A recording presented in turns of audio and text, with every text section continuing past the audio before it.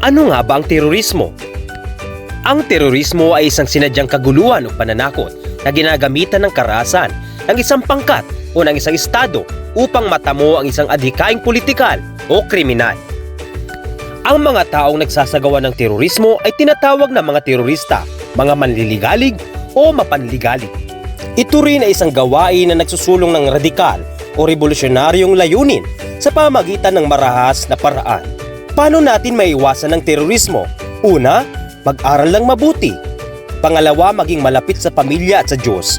Pangatlo, piliin ang mga sasamaang barkada o kaibigan. Pang-apat, maghanap ng makabuluhang pagkakaabalahan tulad ng sports at pagsali sa mga programa ng paaralan at bayan.